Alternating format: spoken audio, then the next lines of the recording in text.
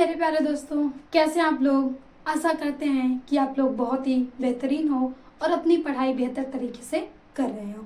तो देखिए, अभी हमने 2 टॉपिक का पूरा क्लिस्टर क्लियर कर चुके हैं। अब ये तीसरा टॉपिक है वैद्युत द्विध्रुव आघूर्ण। इससे क्वेश्चंस आंकिक प्रश्न भी बन सकते हैं और यहाँ से डेफिनेशंस भी लिखने के लिए आ सकती है। इसकी बीमा पूछी जा सकती है, इसका मात्रक पूछा जा सकता है। तो आइए हम इन सभी पे अपना फोकस करते हैं और सबको इस तरीके से याद करते हैं कि एग्जाम तक क्या हम इसे कभी ना भूलें। हमेशा हमारे ये जाके डीएनए में पूरा हो जाए कि हम इसे पढ़ लें। इतने अच्छे तरीके से हम पढ़ेंगे कि ये हमें याद हो जाए, मेमोरी की तरफ फिक्स हो जाए। तो वैद्युत द्विध्रुव आघूर्ण पढ़ने के लिए सबसे पहले हमें वैद्युत द्विध्रुव पढ़ना होगा। तो वैद्युत यानी पता है आपको, वहां से कुछ न कुछ विद्युत होगा, वहां पे विद्युत मतलब इलेक्ट्रिक होगा, वो तो पता है। अब द्विध्रुव का मतलब पता है कि यहाँ पे 2 ध्रुव आने चाहिए, 2 ध्रुव। और 2 ध्रुव कब बनेगा कि जब आपके पास एक तरफ निगेटिव और एक तरफ पॉजिटिव हो, यानी ऐसी इस प्रकार की आए। अगर एक हम एरो लेते हैं तो होता है ना उसमें फ्रंट साइड और बैक साइड। अब ये थोड़ी ना कि एरो को हम उसमें फिक्स होता है ना कि यहाँ से हम इसको छोड़ेंगे। अब कहीं आप वो जो उसका हेड होता है उसको पीछे कर ले और जो उसका टेल होता है उसको आगे कर ले, तो वो तीर जाएगी ही नहीं। तो इस प्रकार से वो तीर होती है, तो हमें इस तरीके से छोड़ना होता है। तो ऐसे ही होती है यहाँ पे, ये माइनस और ये इस तरीके से, मतलब हम प्लस ले सकते हैं। यहाँ पे जो द्विध्रुव होता है इस प्रकार से होता है और ये एक द्विध्रुव होता है। तो इसका अगर हम माने तो जो परिमाण है, परिमाण ये समान होगा और आवेश क्या होंगे, विपरीत। इसी को हम कहते हैं वैद्युत द्विध्रुव।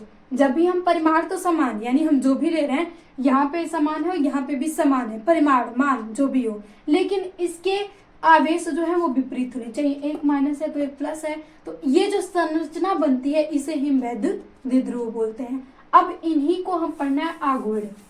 तो आपको वैद्युत द्विध्रुव समझ में आ गया। अब हम बना लेते हैं यहाँ से एक, हम यहाँ से बना लिया माइनस चार्ज और हमने एक दूरी पे बना लिया प्लस चार्ज, और इसके बीच की दूरी है हमने मान लिया 2L। ये हो गया आपके पास वैद्युत ध्रुव बनके तैयार कि 2 विपरीत चार्ज होने चाहिए लेकिन परिमाण में समान होने चाहिए। अब डेफिनेशन क्या कहती है वैद्युत द्विध्रुव आघूर्ण की। वैद्युत ध्रुव के किसी एक आवेश, हम कोई एक आवेश लेंगे, ठीक, एक आवेश, वो उनके मध्य के बीच की दूरी। अगर हम कोई एक आवेश पे आघूर्ण को, मोमेंट्स को निकाल रहे हैं तो कोई एक आवेश ले लेंगे और इसके बीच की जो दूरी है वो ले लेंगे, तो इनके गुणनफल को ही हम वैद्युत द्विध्रुव कहते हैं और इसे हम P से प्रदर्शित करते हैं।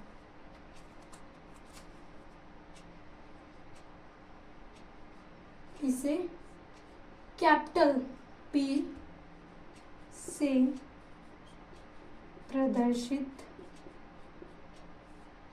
करते हैं। अब आपने डिफिनेशन के अनुसार क्या लिखना है कि जो P है वो किसके बराबर है। एक हम कोई आवेश ले लेंगे Q और 2L, ये होता है यहाँ से आपके पास वैद्युत द्विध्रुव का फार्मूला। यहाँ से आप 2Q, P बराबर 2QL याद रखना है।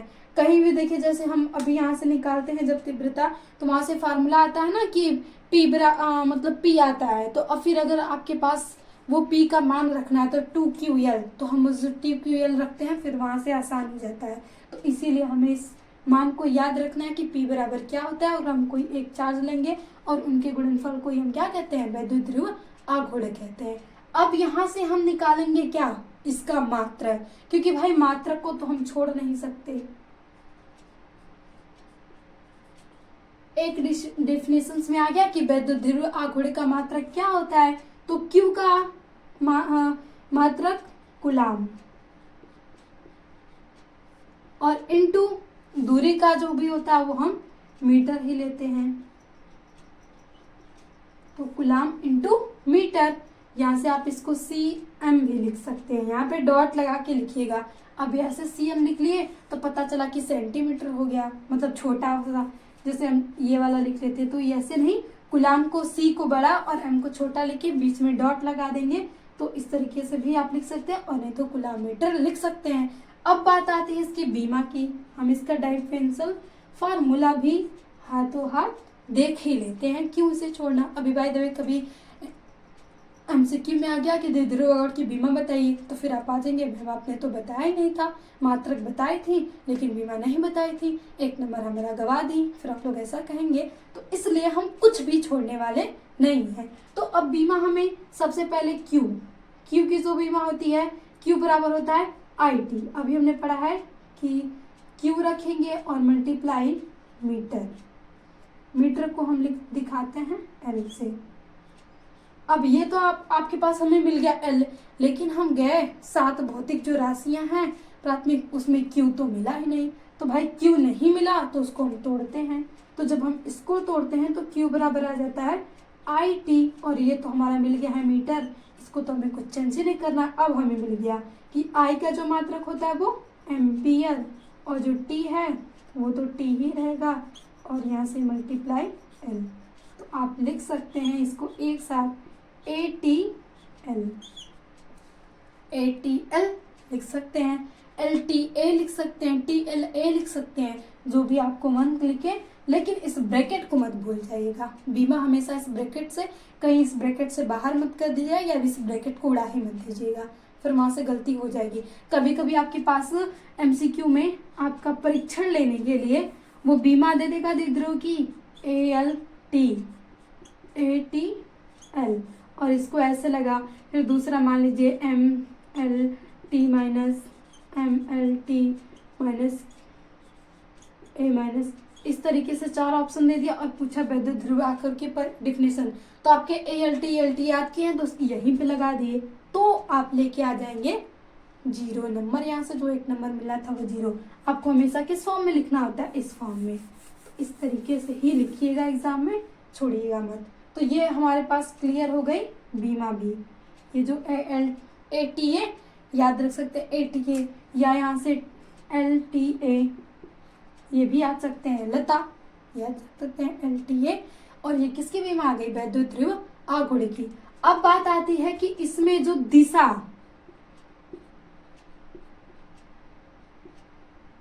किधर से होती है और ये किस प्रकार की राशि है।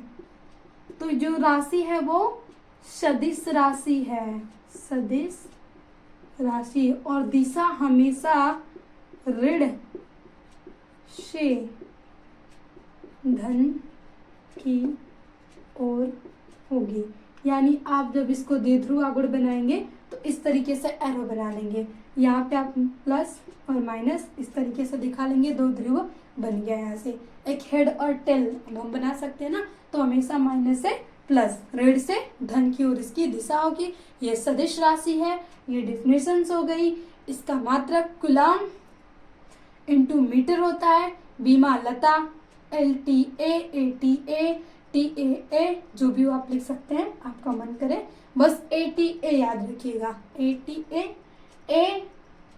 ATL याद रखना है। और मात्रक याद है तो बीमा की तो कोई टेंशन नहीं, बीमा तो आप यूं बना लेंगे, बस आपको बेसिक क्लियर होना चाहिए।